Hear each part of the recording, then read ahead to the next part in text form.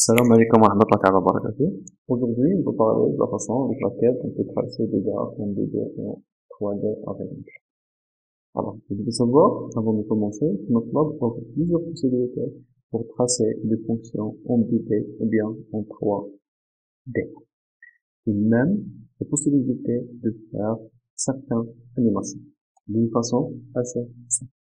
Alors, on va commencer par voir certaines techniques qui nous permettent d'analyser qui nous permet de tracer des courbes en 2D. Bien. Je commence par faire au début par dessiner. Bon. Je commence par faire au début par introduire certaines fonctions. Donc ici, on va créer une fonction, comme celle-ci. Donc, sinus plus le sinus de x. Première fonction. Donc ça, c'est la façon avec laquelle je peux introduire une fonction. Donc, cette technique est assez importante parce qu'il me permet, par exemple, d'évoluer la fonction dans un point, bien même dans un vecteur. Regardez. Si j'écris de cette façon, par exemple, il va évoluer la fonction 1 fois 3.1, 2 et donc la technique c'est quoi? Je mets le nom de la fonction, par exemple, je vais nommer la fonction f, reçoit arrobase de x, pour dire une fonction à seule variable. Donc, si on a plusieurs variables, j'en mets virgule, je mets deuxième variable, par exemple, y, il va l'expression de la fonction qui est cosinus de x plus sinus. Ça, c'est une technique qui est vraiment intéressante. Je viens de la fonction f. Je peux introduire une autre fonction, par exemple, g. Donc, on va l'appeler g. C'est arrobase de x. Donc, on va faire, par exemple, cosinus, de x, cette fois, on va la soustraction, par exemple, moins sinus de x. Alors, je peux faire aussi une autre fonction, la fonction h, arrobase de x. Alors, on va mettre, par exemple, c'est cosinus de x. Bon. Alors, avant de faire le produit, je vais conseiller d'ajouter ce point là. Bien, ça marche, c'est bien fait. Alors, je m'intéresse à tracer ces fonctions-là dans l'intervalle 0, 7 par exemple. Alors, qu'est-ce que je fais? Je vais construire un vecteur tel que la l'aide de la fonction namespace, tel que la première valeur c'est 0, la plus grande valeur, c'est la dernière valeur, c'est 7, et on va choisir un pas de 0,2, bien moins que ça, 0, non, c'est pas de namespace, dans namespace on fait pas de choix de pas, mais on va choisir le nombre de points. Alors, 7 et 0, il y a 7, on va choisir par exemple, 35 points. Donc, on va choisir 35 points. Alors, je mets le point virgule pour éviter l'affichage du vecteur. X, c'est un vecteur, cliquez ici pour voir X, c'est un vecteur qui contient 35 éléments. Le premier élément, c'est 0. Le dernier élément, c'est 7. Les points sont équidistants. Donc, la différence entre les points, c'est aussi, c'est donc, 0,2050. Chaque fois, j'ajoute 0,2059 et je trouve le point suivant. Alors, je m'intéresse donc à tracer les trois fonctions. Qu'est-ce que je fais? Je calcule. Y, c'est f de x. Je fais le point virgule pour éviter le problème d'affichage, parce que c'est des vecteurs de grande taille. Alors, je vais faire y2 reçoit, ou bien, alors je répète, je vais appeler ça y1. On va appeler, bon, on va avoir un y2 qui est égal à g de x. Toujours y3 qui est égal à g par u, c'est h de x. Comme ça. J'ai fait les trois cas. Bien sûr, je peux consulter ces vecteurs avec. Je vais voir leur valeur. Voilà. Alors, 17, 3, 8. Je vais vérifier 1, 3. Bien. Le y, c'est y, ils sont finis. Je peux vérifier, c'est normal. Ça m'intéresse pas. Alors, là, ça, delay. Oui, je vais supprimer le y, c'est bon. On a y1, y2, y. Alors, la première fonction que je vais utiliser pour tracer, c'est la fonction c'est une fonction facile à manipuler. Donc, je fais x, y, donc x, virgule, y, le x, y1, qu'est-ce que signifie ça? On va tracer y1 en fonction de x. De cette manière, avec ce graphe-là, donc y en fonction de x. De la même façon, alors, je vais faire le deuxième. Qu'est-ce qu'on peut remarquer? Le premier a été effacé. Je vais faire le troisième.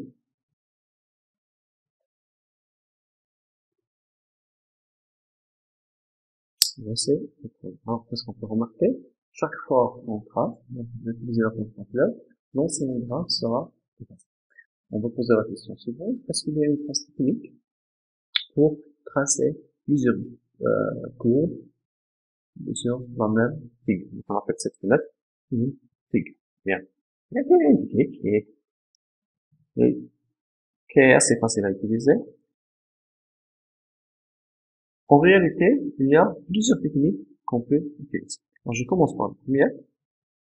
Alors, je fais x égale 1. Je fais hold on.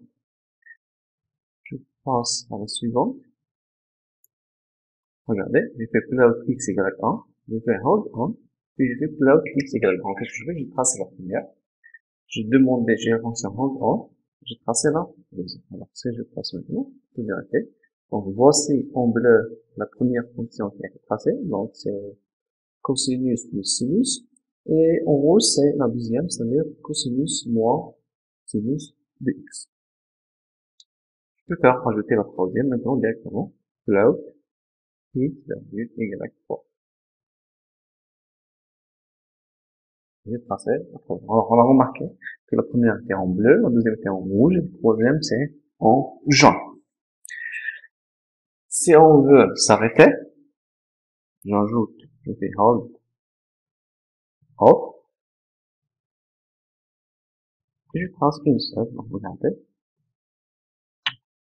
Après, on va faire écrire hold, hop, rien n'a été modifié. Mais si je demande maintenant de tracer une fonction, par exemple x égale 3, une autre fois, et on passe, on vérifie, on trouve qu'on a uniquement cette fonction. Donc, on a uniquement tracé la courbe de la fonction h. Bien sûr, je peux fermer cette. Ça, c'est la première technique. La deuxième technique peut-être est plus simple que ça. Il se fait de mettre là, donc, x virgule égale 1, virgule, x virgule égale 2, virgule, x virgule égale 3. Alors, je demandais de tracer 3 courbes lentement. Y1 en fonction de x, Y2 en fonction de x, et Y3 en fonction de x. Et j'obtiens les 3 courbes. Ça, c'est une autre technique qui est utile. Parmi les choses qui sont aussi importantes et remarquables aussi, qu'on peut faire plusieurs figures. Et à chaque figure, on trace une courbe à part. Alors, qu'est-ce que je fais? Je commence par exemple par la première. Ceci, donc. Alors, c'est x virgule y1. Je mets le mot dans figure. Dans la nouvelle figure. Maintenant, la deuxième. Et une autre figure. Et la troisième. Alors, si on vérifie ici, il faut remarquer qu'on a 3 courbes. Chaque courbe dans une figure a. Bien sûr, chaque figure nous permet d'avoir plusieurs options. Par exemple, ça, pour faire une rotation. Donc, la fonction, si on a des trucs de 3D, si on n'a pas les 3D. Celle-ci, je peux faire bouger les axes. Donc, je peux faire bouger la courbe. Ça, pour agrandir. Ça, pour réduire la taille. On a pas mal de options qu'on peut utiliser.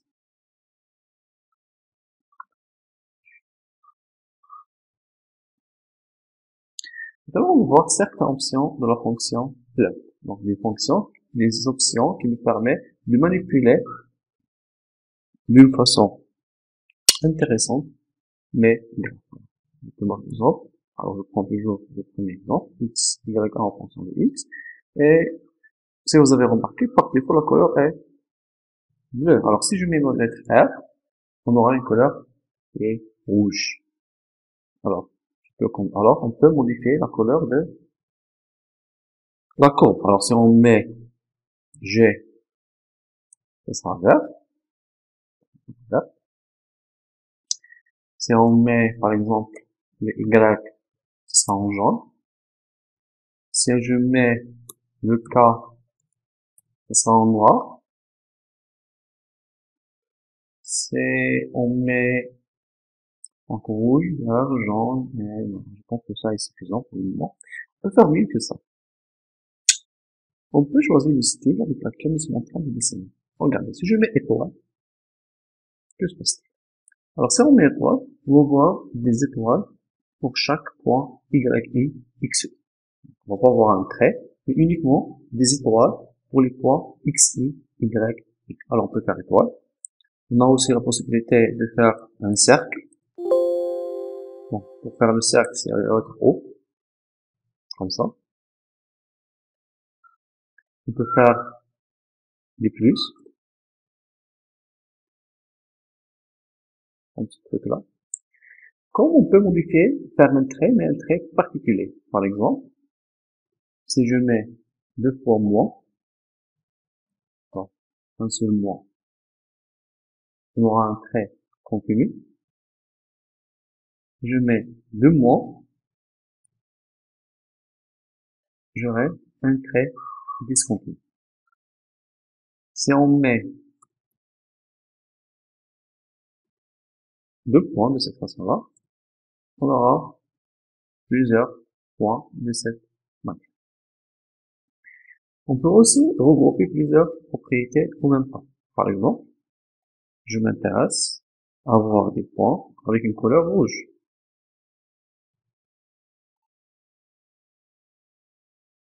De cette manière. On va poser, est-ce que je peux faire l'autre sens? Et les deux écritures ont été acceptées. Alors, qu'est-ce qu'on peut faire aussi? Alors, je vais faire une petite combinaison. Je commence par faire des étoiles en rouge. Puis, je fais hold on. Je fais un trait continu en vert. Alors, j'ai les points en rouge, les étoiles, et j'ai le trait continu qui représente la fonction. Donc, il y a d'autres options qui me permettent de mieux personnaliser ma figure. Parmi ces options-là, on a X label. X label me permet de donner un titre à l'axe des X. Par exemple, j'ai créé X uniquement. Il y a aussi Y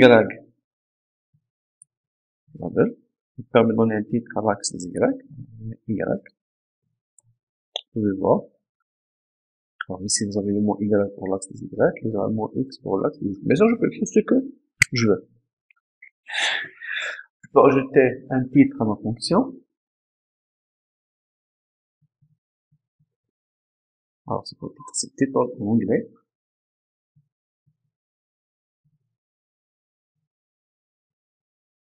On écrit fonction trigonométrique. C'est le titre qu'on a ajouté. Vous voyez, c'est le titre. On peut ajouter aussi une légende. Bien, avant d'ajouter une chose, j'aimerais bien faire hold on et ajouter une autre fonction. Donc, float x virgule y2 virgule. Donc, j'aimerais bien que sa couleur, ça sera, donc, regardez ici. J'ai le vert et le rouge, donc on va choisir le noir. Par exemple, le jaune. Jaune, avec un trait discontinu. J'ai ajouté la fonction, avec mon jaune, un trait discontinu. On va dire que le jaune n'est pas clair. Je peux modifier autre chose. Par exemple, je fais le noir.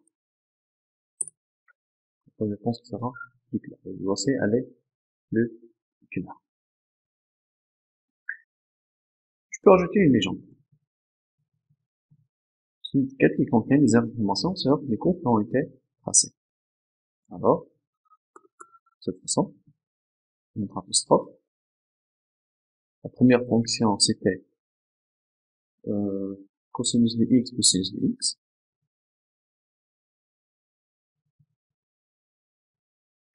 Et la deuxième, c'est cosinus de x moins sinus de x.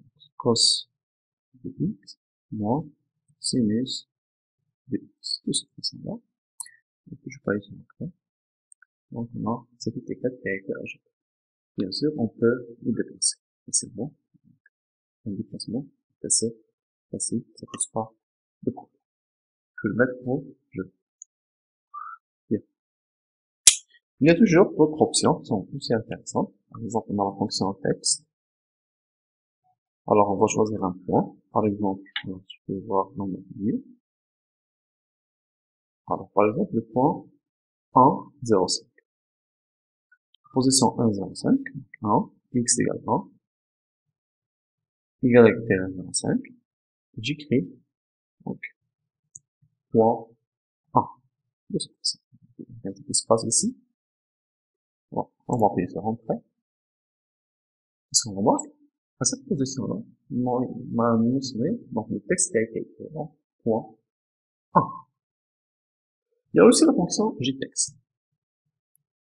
Peut-être JText est plus intéressant pour vous. Le texte, de cette façon. Alors, il se fait, indiquer suivant écrit. On veut écrire point, de cette façon. Alors, je passe à mon figure, et on va choisir, là, on va mettre le mot point, par exemple ici. On affiche point. On peut utiliser la curseuse, donc, la souris pour indiquer le point où je veux mettre ce texte-là. On a aussi, donc, avant de voir les autres propriétés, les propriétés xlabel, title, légende, texte et jtext, je peux utiliser, même si on a tracé la fonction avec d'autres fonctions que la tracé, donc notre courbe avec d'autres fonctions que cela. On va voir plus tard. Donc, on a aussi data cursor mode. Alors, on peut écrire data cursor mode. C'est une propriété qui est vraiment intéressante. Mais une option qui est intéressante. Alors, regardez maintenant. On a 3, là. Donc, c'est ma banque, par exemple, je cherche, je suis ici de société auto, je m'intéresse à connaître ça. Voilà. Il suffit de cliquer pour voir ici là-bas. Alors, x égale 2,059, y égale 0,4144. Alors, je possède le point. Par exemple, là. Je dois donner ma position. Alors, ici, j'ai une position. Je peux préciser la position. Bien. Voici ma position. Donc, à chaque fois, je peux préciser la position sur le but. Alors, si vous avez remarqué, chaque fois que je clique sur une position, la première étiquette sera effacée. Alors, qu'est-ce que je peux faire? Je vais avoir quoi? Je clique. Cliquer. Donc, je clique avec le bouton droit de la souris. Create a new PHP. Et je passe le point suivant, par exemple. Je vais faire d'autres. Toujours de la même façon.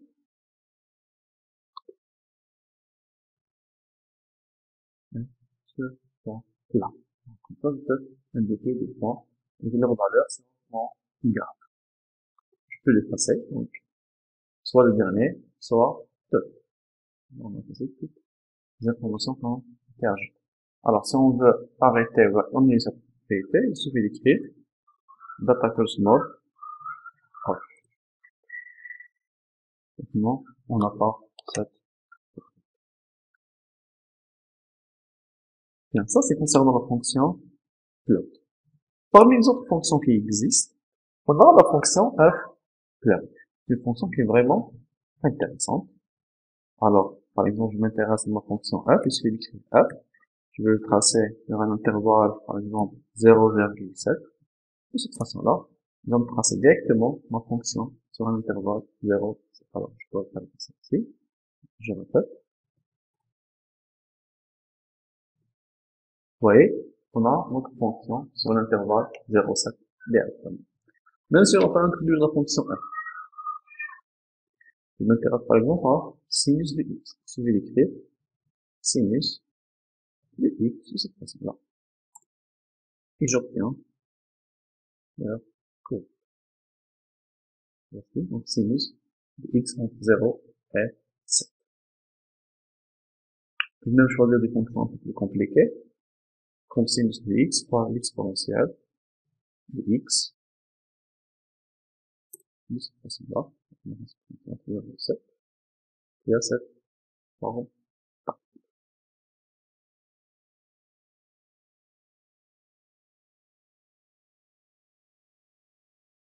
Alors ici, vous remarquez qu'on a une grande différence entre l'axe des y et l'axe des x. C'est un problème qu'on va traiter plus tard. Alors, parmi les fonctions qui existent aussi, ou bien toujours avec la fonction f-là, par exemple, si je m'intéresse, donc je peux utiliser le hold on,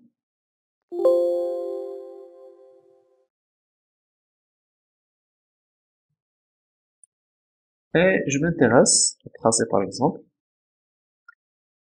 la droite x est égal à 100. Alors, x est égal à, plutôt, y est égal à 100. Si je vais tracer par exemple y est égal à 100, donc une droite qui est parallèle à l'axe des x, il suffit d'écrire comme ça. Je gérer ma, voici ma droite, y est égal à 100. Je peux l'utiliser peut-être pour tracer, mais ça ne sera pas utile. La droite x est égal, y est égal à x. Bien. Parmi les fonctions qui existent aussi, on a ez plug. Alors, ez plug, je peux l'utiliser comme la fonction f plug, mais ici, on ne va pas mettre un intervalle. Par exemple, on va tracer entre moins 1 et 15. La fonction f. Donc, j'ai oublié de mettre virgule ici. Voici ma figure entre moins 1, donc la fonction f entre moins 1 et 15. Plus que ça, elle a fait automatiquement ce titre à ma fonction. Cette fonction ezplug a certaines propriétés importantes. Je peux l'utiliser par exemple pour tracer un cercle. Facilement. ezplug, c'est pour dire facile à dessiner. Donc fplug, fonction, dessiner fonction. ezplug, c'est facile à dessiner. Par exemple, pour le cercle, je fais son équation. C'est x au carré plus y au carré moins son rayon au carré, par exemple, moins 16. De cette façon-là, j'appuie sur Entrée. On aura notre examen. Donc, voici x carré plus y carré moins 16. Utiliser ce que je veux, par exemple, mettre un moins ici, un plus de ce côté. Bien sûr, ce ne sera pas un cercle dans cette situation-là, mais d'autres formes géométriques, comme le indiqué ici. Voici les courbes associées à l'équation qu'on a écrite entre parenthèses. Bien. Parmi les choses qui sont intéressantes aussi, c'est l'utilisation de l'échelle semée-log, ou bien l'échelle log-log. Alors, prenons l'exemple suivant. Je prends le vecteur x.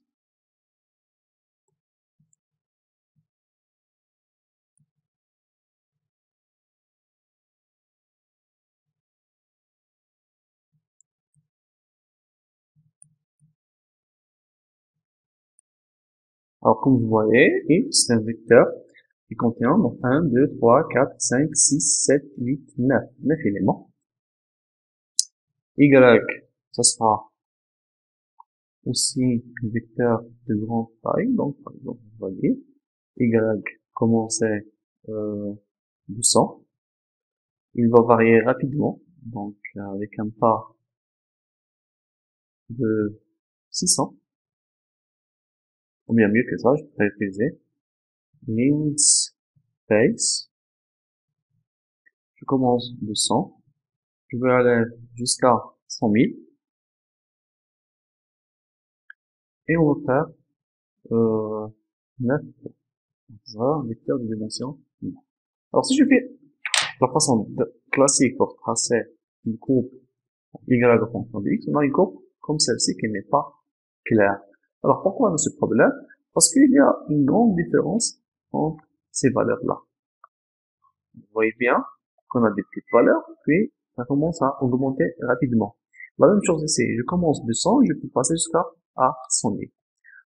Pour avoir un graphe plus lisible, je peux utiliser le graphe logarithme. Donc, log x virgule. Alors, j'applique, pour calculer le logarithme de x, le logarithme de y, puis on va tracer le logarithme de y en fonction du logarithme de x. On aura cette figure qui est apparemment le ici. Dans certains cas, par exemple comme celui-là, on va voir maintenant, regardez x1 reçoit 1, 2 points, 1, 2 points. Donc vous voyez qu'on a un vecteur x1 avec 9 éléments. Si je trace float x virgule, c'est pas x, c'est x1 virgule y, on a toujours ce problème que les choses ne sont pas claires. Donc dans cette droite. Et apparemment, un peu bizarre. Alors qu'est-ce qu'on fait? On utilise le semi-log. Semi-log, donc c'est quoi le semi-log? Semi-log, alors le semi-log de x, semi-log de y. Alors, on va appliquer la fonction log. Si je mets semi-log de y, on va calculer le logarithme de y, on va tracer le logarithme de y en fonction de x1. Alors semi-log y, x virgule y. Donc c'est pas x, c'est x1 virgule y, je peux sur un trait. Et j'aurai ma nouvelle courbe là, qui représente mieux mon phénomène étudié. On a aussi semi-log x. Je vais semi-log x. On va calculer le logarithme de x. Donc, on n'est pas variable. Et on va tracer y en fonction de logarithme de x. C'est selon la nature des variables qui existent autour de nous. Bien. Maintenant, on va parler rapidement avec un petit exemple sur le cas de quelques exemples simples sur le cas des graphes à 3D. Alors, je commence par un petit exemple. Alors, je prends variable t. Donc, on va effacer tout ce qui a été fait déjà. TLC, donc, là. Donc, là, pour effacer le variable, c'est pour effacer l'écran. Je définis par exemple une variable t qui est égale, donc, variable 0, avec un pas 0,1, jusqu'à 12 fois. Bon, je vais prendre un virgule pour éviter l'affichage. Donc, vous voyez ici, t, c'est un vecteur qui contient une seule ligne et 367 éléments. Bien. Alors, un petit rappel, vous voyez la taille de ce variable-là. On va voir l'affichage sur t, donc la taille de t. Le nombre d'espace qui a été occupé par t, c'est 3 kg. 3016 bytes, c'est 3 kg. Donc, un seul vecteur a compris 3 kg. Oui, peut-être actuellement 3 kg, c'est une quantité qui est classifiée, mais à l'époque, c'est vraiment quelque chose qui est important. Bien. Je calcule x, qui est le cosinus de t. On va calculer y, qui est le sinus de t. Et je passe maintenant, on va tracer à l'aide de la fonction float, pas float classique, c'est float 3, donc 3D, tracer la courbe, x, y, x, virgule, y, virgule, t. Bien, c'est l'inverse. Comme ça, j'aurai courbe 3. Voici la propriété. Je peux utiliser cette propriété pour voir les choses de plusieurs points de vue. C'est donc de voir, donc bouger les axes, de voir de plusieurs côtés. Ça, pour tracer une courbe. Bien. Pour tracer une surface, on procède de cette façon suivante. On commence toujours par la sélection Mesh Grid. À l'intérieur, on va indiquer l'intervalle des x et l'intervalle des y. Donc, on dit par exemple les x de moins 2 avec un pas de 0,1 jusqu'à 2. Et que le y varié, par exemple, de 5, de points 0,1 jusqu'à 7, ou bien jusqu'à 9, comme ça. Mais ici, une remarque importante, je dois faire une variable de sortie, donc de cette façon. Donc ça sera 2, ça sera un x et à l'intérieur du crochet, x virgule y. Donc x pour les variables x, la première partie, et y pour les y. Je vais mettre point virgule pour répéter l'affichage. Alors, on itéréra.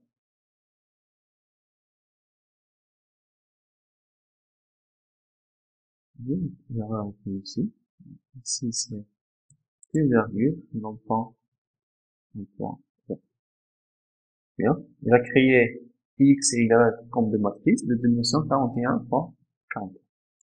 Alors, pour faire le cas, on va définir z. Donc, z, par exemple, je prends x, fois, parce que je fais la multiplication, je dois jeter le point.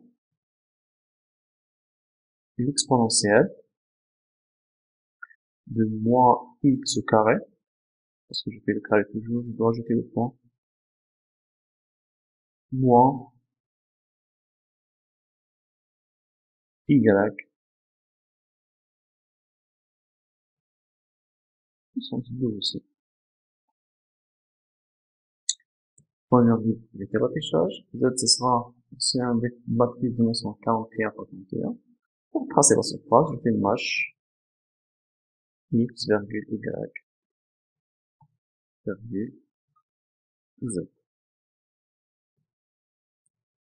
J'obtiens ma surface. C'est une surface qui a été tracée. Je peux le déplacer.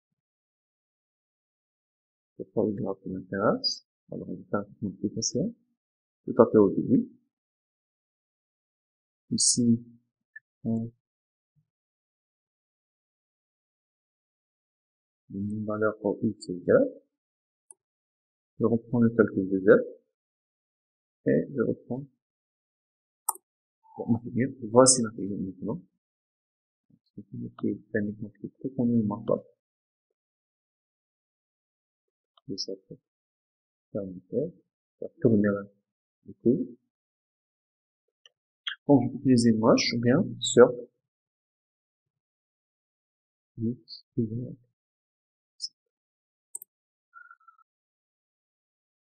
Donc, la surface a été colorée avec l'inscription. Bien. Peut-être que vous allez me dire, monsieur, il y a beaucoup de commandes, comment je peux rappeler de tout ça? Alors, en réalité, MATLAB, donc, tout à fait, on peut utiliser le help. On peut trouver dans le help plusieurs fonctions qu'on n'a pas indiquées dans ce vidéo-là. Ou bien, je vais passer ici, regardez, vous avez cette fenêtre cloud. Vous avez ici plusieurs types de dessins. Vous pouvez choisir que celle que vous intéresse. Regardez par exemple comment j'utilise. Alors, clair, c'est. Je définis le x par exemple.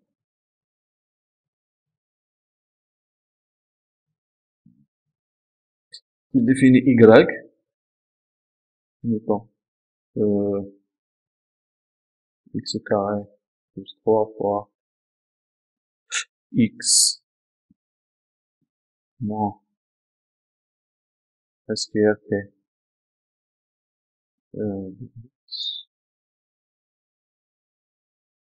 2 fois racine de x, de cette façon, par exemple. Et on a deux variables. Je sélectionne une variable, x et y, et je passe ici, je peux choisir la façon avec laquelle on peut tracer. Voici qui a été tracé. Je peux avoir une autre courbe. Donc, je peux demander des courbes pour cette forme-là, escalader, ainsi de suite. Donc, il y a pas mal plusieurs types qu'on peut choisir facilement, même si on ne se rappelle pas des fonctions de cette façon. Ici, on a un histogramme. Donc, nous avons des fonctions de histogramme. Ainsi de suite. Il y a plusieurs possibilités, bien sûr. On ne sera pas intéressé dans notre situation. Certes, là. On peut faire un nuage de points aussi. Donc, il y a plusieurs possibilités. C'est une technique qui est assez facile pour tracer des courbes. peux demander plusieurs responsabilités. Et c'est dit. Donc, il y a plusieurs possibilités. Je peux mettre, donc, plusieurs dessins sur la même figure, ou bien à chaque fois, je mets une nouvelle figure. Donc, ça vaut deux choix. Je peux même permettre entre les X et les Y. Ici, on a utilisé uniquement X et Y. C'est gravé un autre Z. Par exemple, Z est égal cosinus de Y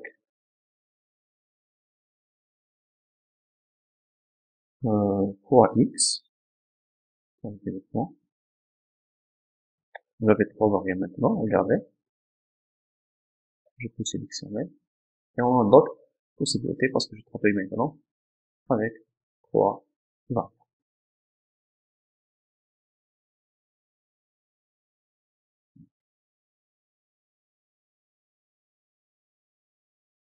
Ensuite, une figure.